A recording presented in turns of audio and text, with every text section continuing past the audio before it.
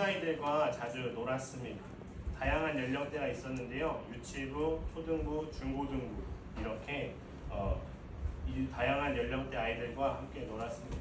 예배 시간이 되면 함께 놀아주고 이야기해주고 들어주고 예배 끝나면 함께 맛있는 것을 먹으러 가기도 했습니다. 그런데 유치부, 초등부, 중고등부 중에서 어느 파트가 놀아주기가 가장 쉬울까요?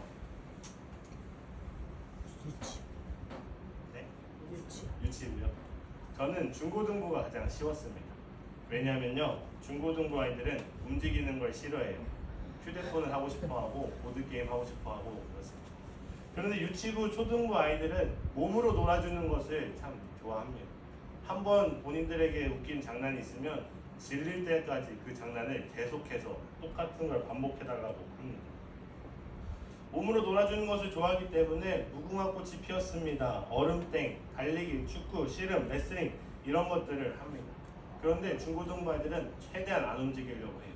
물도 떠마시기 싫어서 가위바위보해서 한 명에게 떡이 몰아주길 하자라고 합니다. 이렇게 유치부에서 초등부, 또 초등부에서 중고등부, 중고등부에서 청년, 청년에서 장년 이렇게 흘러갈수록 노는 방식과 형태가 달라집니다. 그리고 어떻게 즐거움을 찾는지 그 모습도 달라집니다. 아직 어린 아이들은 유치부, 초등부 아이들은 전도사님 놀아주세요, 무궁화 꽃이 피었습니다 해주세요, 씨름 해주세요 할 수 있습니다. 그런데 다 큰 청년이 와가지고 전도사님 저랑 씨름해요, 무궁화 꽃이 피었습니다 해요, 이러면 될까요? 안 될까요? 안 되겠죠. 다 큰 성인은 그러면 안 되는 겁니다. 어린아이에서 성장했으면 더 성숙해져야 하는데, 자라야 하는데 그대로 멈춰 있으면 문제가 되는 것입니다. 우리는 이 예화를 통해서 오늘 본문과 관련된 중요한 사실을 확인할 수 있는데요. 때에 맞는 어리고 미성숙함, 그리고 미숙함은 기쁨이고 사랑스러움이 될 수 있습니다. 하지만 자라기를 멈추고 어리고 미숙함만 계속된다면 그것은 공동체의 근심과 걱정이 된다라는 것입니다.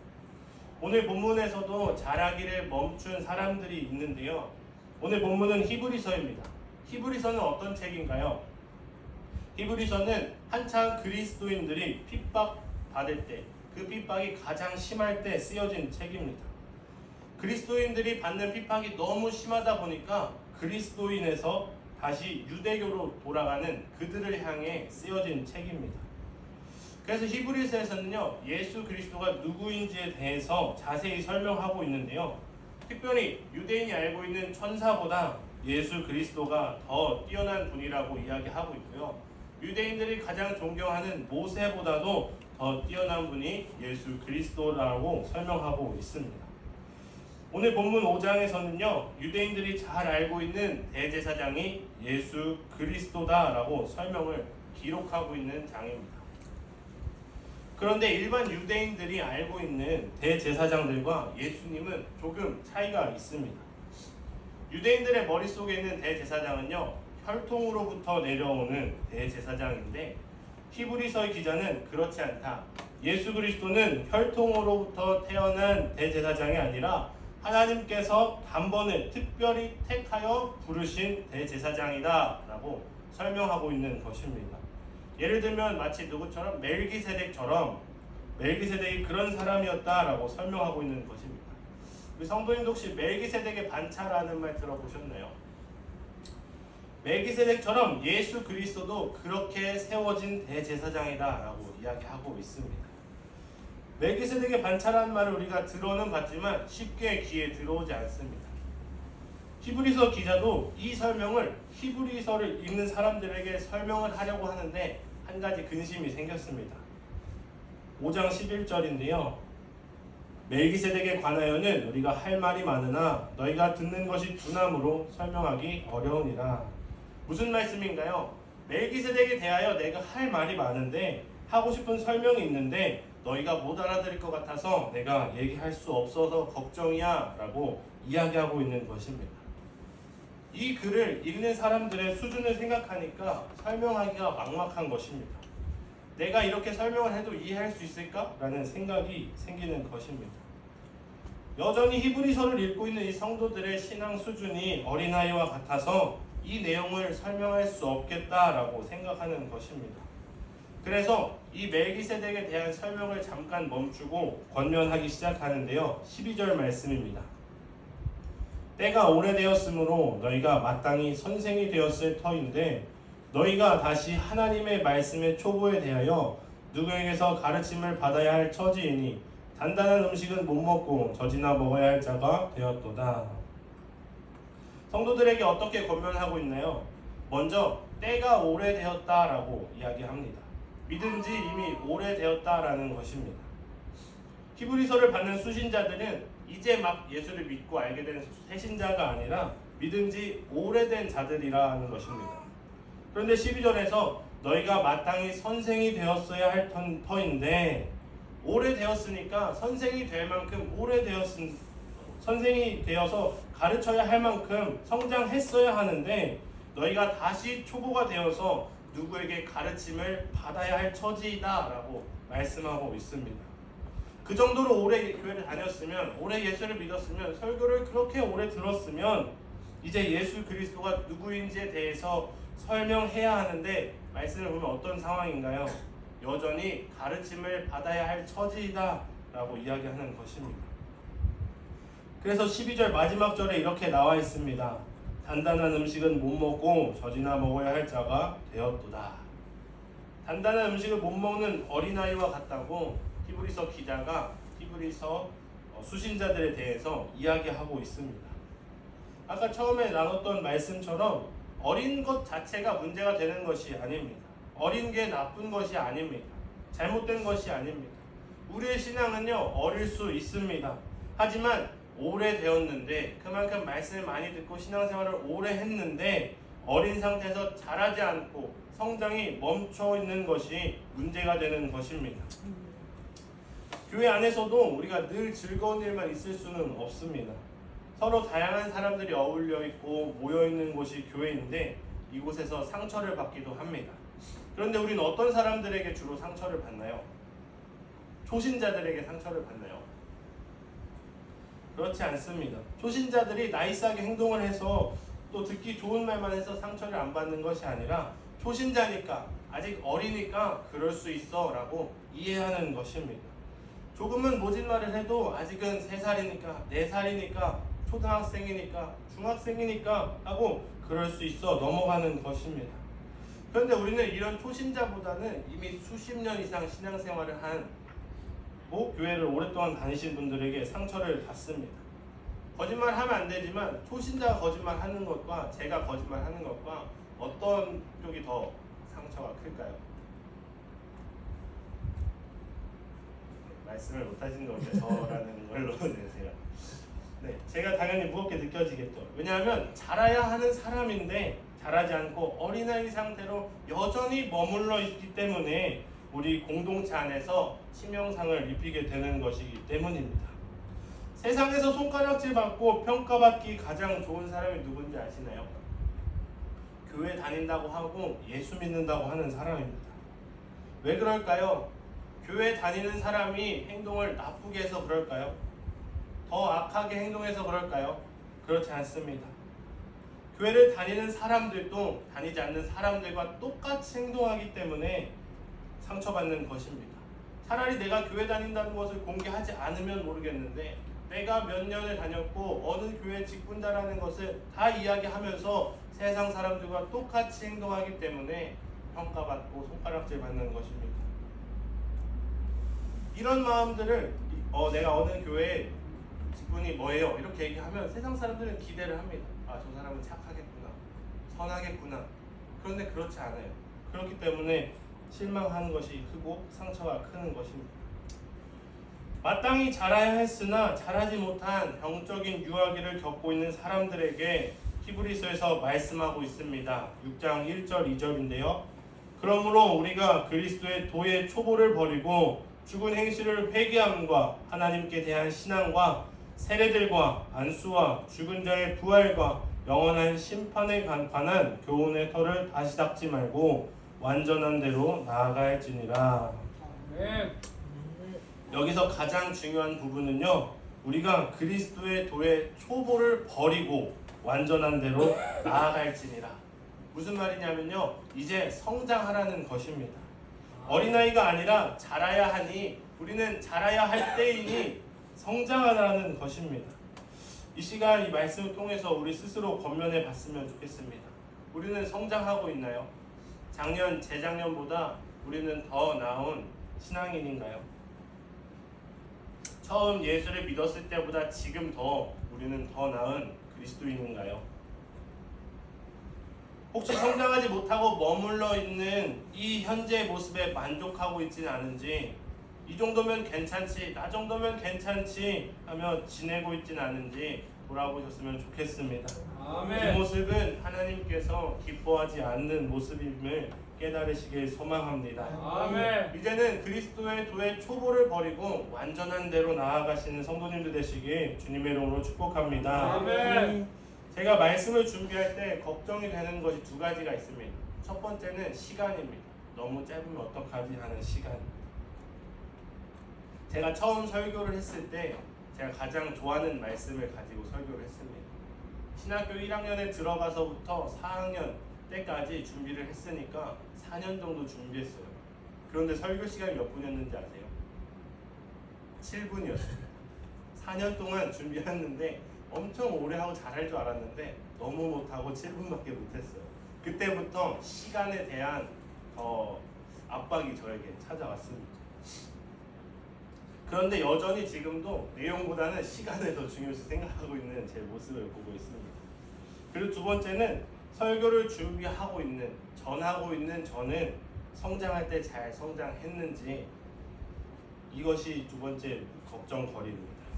신학생이고 전도사이니까 잘하지 않고 세상에서, 교회에서, 가정에서 다른 사람들을 힘들게 하고 있지는 않는지 돌이켜보고 생각하게 됩니다. 이렇게 생각을 해봤을 때 가장 먼저 든 생각은 내가 먼저 성장해야 되겠구나, 내가 먼저 자라야겠구나 라고 생각하게 되었습니다. 저는 30분, 40분 설교할 자신이 없습니다. 그럴 능력이 없습니다. 저는 그리고 제 직책에 맞게, 직분에 맞게 다른 사람들을 힘들게 하지 않을 능력이 없습니다. 근데 그렇다고 여기서 포기하고 이 정도면 괜찮지, 만족하고 머물러 있으면 될까요? 그렇지 않습니다. 이렇게 부족하고 연약하기 때문에, 자라야 할 때이기 때문에 주님의 은혜가 더 필요한 것입니다. 그래서 주님의 은혜를 더 사모해야 하는 것입니다. 그럼으로써 넘어지고 좌절하고 주님의 은혜를 구하고 다시 일어남으로써 우리가 하나님을 향해서 한 걸음 한 걸음 더 성장해 나갈 수 있는 것입니다. 아멘. 그렇다면 우리는 어떻게 자라고 어떻게 성장할 수 있을까요? 세 가지로 함께 살펴보실 텐데요. 첫 번째는 유치한 장난 버리기입니다. 지금 우리 모든 성도님들도 어린아이 시절부터 지나서 지금의 모습으로 계실 텐데요. 우리가 어린아이 때 했던 그 장난들을 지금도 할 수 있을까요? 얼음땡 같은 거, 씨름, 레슬링하고 이어달리기 하고 할 수 있을까요? 할 수는 있겠죠. 근데 그게 재밌어서 뛰어다니지 않습니다. 이렇게 더운데 놀이터 가서 놀지 않아요.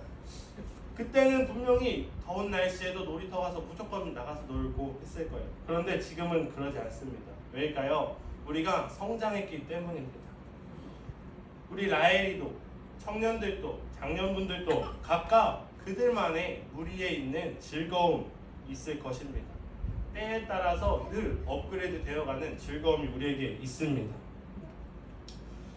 우리 자신에게도 즐거움이 각자 있습니다. 인정받고자 하는 즐거움, 풍족함을 누리고자 하는 즐거움, 성공하는 즐거움, 이 땅에서 즐기고 싶은 즐거움, 많은 즐거움이 있습니다. 그런데 이 즐거움이 나쁜 것만은 아닙니다. 누구나 즐길 수 있고 누릴 수 있고 누리고 싶어하는 즐거움입니다. 그런데 한 가지 아셔야 할 것이 있는데요. 이 땅에서 즐기는 즐거움은요, 바람과도 같다라는 것입니다. 요즘 유튜브에 보시면 드라마를 몇 편 되는 드라마를 예를 들어서 13분, 15분, 1시간 이렇게 축약해서 보여준 영상이 있습니다. 그런데 이 영상을 볼 때는 진짜 너무 재밌어요. 시간 가는 줄도 모르겠어요. 그런데 그 영상이 끝나고 난 다음에 마음에 즐거움이 남아 있을까요? 바람과 같이 사라집니다. 이 세상의 즐거움은요, 바람과 같이 사라지는 것입니다. 진짜 만족이 아니라, 진짜 즐거움이 아니라 가짜 만족이고 가짜 즐거움인 것입니다. 우리가 지금 하고 있는 신앙생활은요, 이 땅에서 즐기는 즐거움이 바람과도 같다, 허무한 것이다 라는 것을 배워가는 것이 신앙생활인 것 같습니다. 가짜 만족이 아니라 진짜 만족으로 내 삶을 채우고 머물러 있지 않고 참 만족을 누려가는 것이 신앙생활인 것입니다. 아멘. 세상 어디에서도 누릴 수 없는 예수 안에서의 즐거움, 말씀 안에서의 즐거움, 하나님과 친밀한 교제 가운데서 누릴 수 있는 이 즐거움, 공동체 안에서 사랑하고 사랑을 주고받을 수 있는 즐거움, 이러한 즐거움들을 배워가면서 우리 안에 있는 유치한 장난을 버리고 하나님이 주시는 완전한 진짜 즐거움을 향하여 자라나는 것이 우리가 신앙생활입니다. 바울도 이런 시간을 겪었는데요.